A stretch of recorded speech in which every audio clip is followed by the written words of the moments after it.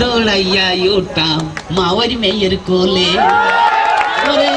আমার বুকের যত ব্যথা গেঞ্জি খুলে সুযোগ পাইলে দৌড়াইয়া উঠতাম মাওয়ার মেয়ের কোলে। মনে হচ্ছে আমাকে দেখে খুব মুড লিছিস বে।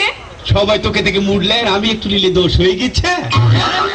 এই থাম থাম, তোর কথা শুনে মনে হচ্ছে বে তুই ওই যাত্রা দলের নায়িকাদের সাহেব লস্টান্তি। তোমার রূপ দেখে আমি পাগল হয়ে গেছি। আসো কাছে আসো,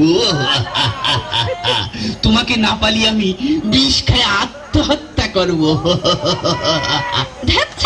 বিষ খেয়ে মারবে তুই মরগা, আমাকে এসে শোনাচ্ছিস কেন? তোমাকে শোনাবো না তো কাকে শোনাবো? উব্বান, আমি যে বিষটা খেয়ে মরবো সে বিষ কিনার টাকাও আমার কাছে নেই। দেবে দেবে তুমি আমাকে 20টা টাকা ধার, এই বিষ কি আমি মরে শান্তি পাবো? এই তুই কি বলছিস? শোনাচ্ছেন আপনারা কি বলেছে? এই তুই 20 টাকা নিয়ে বিষ কিনে খেয়ে মরে যাস, তাহলে আমার 20 টাকা ফেরত দেবে কে? ও বুঝেছি, তাই না? আমার 20 টাকা মেরে দেওয়ার ধান্দা, তাই তো? তোমার 20 টাকা মেরে দেওয়ার ইচ্ছা আমার নেই, কারণ আমি তোমাকে ভালোবাসি। এর আগে তোমার বড় বোনকে আমি ভালোবেসেছিলাম, কিন্তু তোমার বড় বোন আমার প্রেমে সাড়া দেয়, তারই প্রতিশোধ হিসাবে তোমাকে আমি ভালোবাসি। আর যদি আমার ভালোবাসায় সাড়া না দাও তাহলে বুঝতে পারবে আজ রাত 12টা 1 মিনিটে। এই ছোট তুই কি বলছিস বে? হ্যাঁ তুই আমার কি করবি? কি করব দেখতে পারবে রাত 12টা 1 মিনিটে তোমার কি দশা হয়। এই নিখা এত বাড়াবাড়ি করছিস কেন বে? যখন ওই চিকন ধারে ছোড়া দেখ মাথাটা কেটে নেবো না, বুঝবি যে তোর ধরে মাথা নাই, বুঝেছিস রে? আর ওই তোর মাথা কোনটা পাবি শুনবি? ওই ঠিকানাটা লিখে রাখ, বুঝেছিস রে? ওই তোর মাথাটা পাবি হচ্ছে গিয়ে কুষ্টিয়া শহরে, বুঝেছিস? আমি যাব না দাদা মনে করি শালিতিটা দিয়া নেয় শ্বশুর বাড়ি।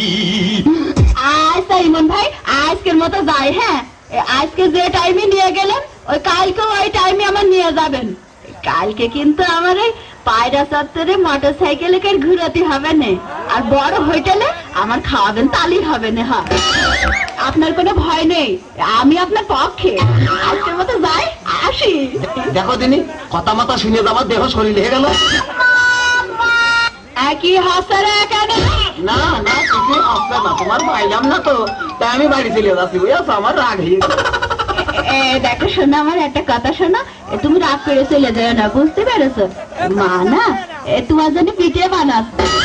ওরে আল্লাহ, এই টুকরাকে যদি পিঠে আসে তাহলে মনে করো আটটু রাগ করলে মনে হয় গোশ আসতে পারে। আমি থাকবো না সব।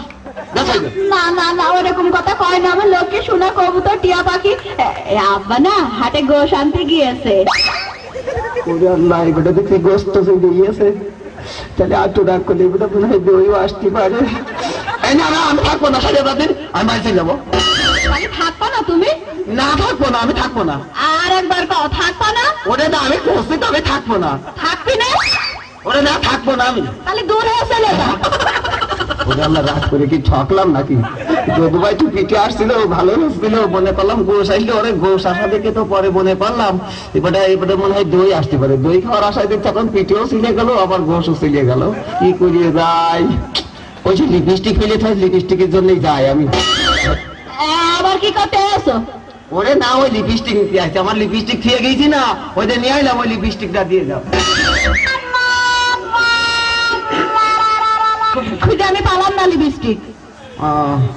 পাইলে না থাকি তাহলে আমার পা সাইডে দে, পা সাইডে দে। ধরে আসছি না। ওরে না ধরিসতে ধরে, না ধরিসতে ধরাম চলিয়ে গেল।